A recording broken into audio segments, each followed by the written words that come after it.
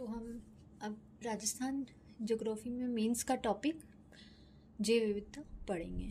तो मेंस में जैव विविधता के बारे में आता है तो सबसे पहले हम इंट्रोडक्शन में बताएंगे किसी भी निश्चित भौगोलिक क्षेत्र में पाए जाने वाले सभी प्रकार के जीवों की प्रजातियां, चाहे पौधे हों, पशु हों और सूक्ष्मजीव हों, तो उनमें आनुवंशिक भिन्नता और उनके पारिस्थितिक तंत्र की समग्रता को हम बायोडाइवर्सिटी कहते हैं। फिर हम शॉर्ट में बता देंगे कि बायोडाइवर्सिटी 3 टाइप की होती है। सबसे पहले आनुवंशिक विविधता, उसमें हम एक ही प्रजाति के जीवों के जीन में भिन्नता के बारे में देखेंगे। दूसरा है प्रजातीय विविधता, उसमें किसी क्षेत्र के पाए जाने वाली विभिन्न प्रजातियों की संख्या को हम देखेंगे। वहीं तीसरा पॉइंट हम देखेंगे पारिस्थितिकी तंत्र की विविधता, जिसमें हम विभिन्न प्रकार के आवासों के बारे में देखेंगे, जैसे कि मरुस्थल, वन, etc। फिर हम एक अच्छा रेडीमेड कंक्लूजन इसमें दे सकते हैं कि न केवल पर्यावरण संतुलन बल्कि इको टूरिज्म व ग्रामीण अर्थव्यवस्था का भी आधार होती है बायोडाइवर्सिटी। फिर हम नेक्स्ट इसमें बताने का प्रयास करेंगे कि बायोडाइवर्सिटी का महत्व क्या होता है राजस्थान के पर्सपेक्टिव से। तो सबसे पहले हम बताएंगे कल्चरल और सामुदायिक संरक्षण के तौर पे, तो विश्नोई समुदाय का बलिदान तो हम सबको पता ही है। फिर दूसरा हम डाल सकते हैं पवित्र उपवन, जैसे कि ओरन और देवबनी। तो धार्मिक मान्यताओं के तहत जो ग्रामीण समुदाय हैं इन पवित्र वनों का संरक्षण करते हैं, तो कहीं ना कहीं ये एक जीन बैंक के रूप में भी काम करता है। फिर इसमें हम एग्जाम्पल के रूप में बता सकते हैं कि विश्नोई समुदाय ने जैसे कि वन्यजीव की सुरक्षा, चिंकारा, काला हिरण, खेजड़ी वृक्ष, इन सब में काफ़ी योगदान दिया है। वहीं ओरन और देवबानी जैसे पवित्र उपवन जो हैं बायोडाइवर्सिटी के जीन बैंक के रूप में काम करते हैं। फिर दूसरा हम बताएंगे कि औषधीय व आनुवंशिक विविधता क्या होती है। तो हम बताएंगे कि राजस्थान में 170 से ज़्यादा औषधीय पादप देखने को मिलते हैं, जैसे कि गूगल, एलोवेरा, अश्वगंधा आदि। वहीं माउंट आबू की अनूठी जो वनस्पति है डिकल पटेरा और आबूनस।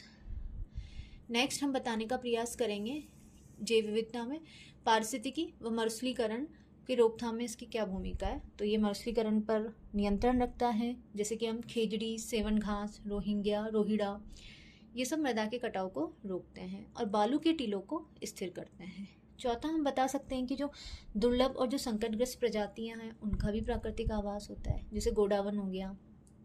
तो गोडावन में डेजर्ट नेशनल पार्क इनके प्राकृतिक आवास के रूप में जाना जाता है और गोडावन जो है क्रिटिकली इंडेंजर्ड होते हैं। फिर हम बताएंगे टाइगर रिजर्व संरक्षण में भी इनकी भूमिका होती है, जैसे कि राजस्थान में हम देखेंगे कि 5 टाइगर रिजर्व हैं, जैसे कि धौलपुर, रणथंभौर, सरिस्का हम बता सकते हैं। और NTCA का डेटा हम दे सकते हैं कि राजस्थान में बाघों की वृद्धि हुई है। चंबल का हम दे सकते हैं कि वहाँ पे घड़ियाल, मगरमच्छ, गांगे डॉल्फिन, इन सब की शरणस्थली चंबल नदी में देखने को मिलती है। फिर हम अंतर्राष्ट्रीय महत्व की आर्द्र भूमियों के बारे में बता देंगे, जैसे केवलादेव नेशनल पार्क में हम देखेंगे तो 370 प्लस प्रजातियों का निवास स्थल है। वहीं सांभर झील में फ्लैमिंगो का हम एग्जाम्पल दे सकते हैं। वहीं जोधपुर में कुरुंजा जो पक्षी है वो भी शीतकालीन प्रवासी स्थल है। फिर हम एक 6 पॉइंट के रूप में आर्थिक व आजीविका संबंधी महत्व भी बता सकते हैं, जैसे इको टूरिज्म के रूप में हम देखें तो नेशनल पार्क हो गए, सेंचुरीज हो गए, तो इनसे काफ़ी सारा रेवेन्यू गवर्नमेंट को मिलता है और रोज़गार भी प्रोवाइड कराते ही हैं।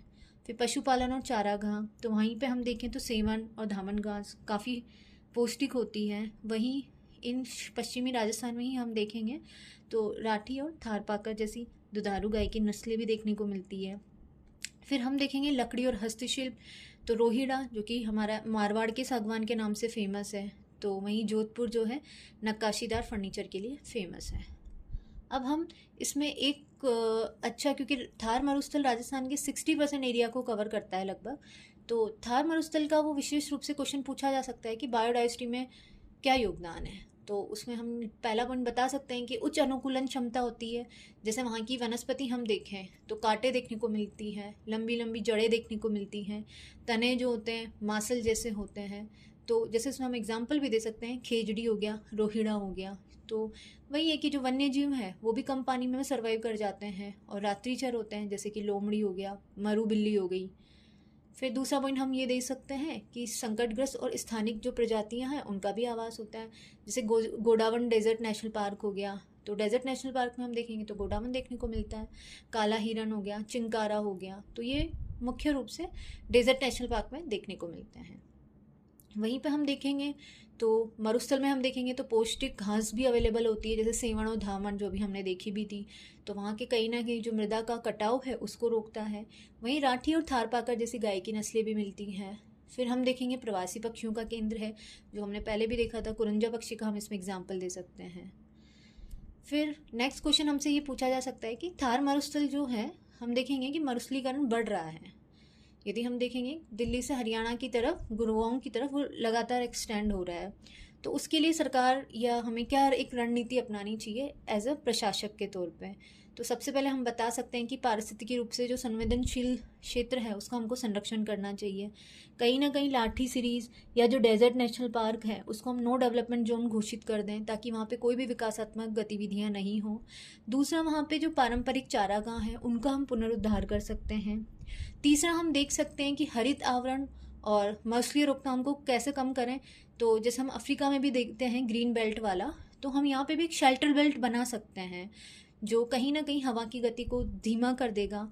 तो इसके लिए हम क्या करेंगे, तो इसके लिए जो मरुस्थलीय वृक्ष हैं उसको हम पंक्तियों में लगा सकते हैं। चौथा, हम वही है कम्युनिटी लेवल पे इंगेजमेंट बढ़ा सकते हैं। सस्टेनेबल जो टूरिज्म है उसको प्रमोट हम कर सकते हैं, जैसे विश्नोई समुदाय हो गए और जो स्थानीय ग्रामीण हो गए।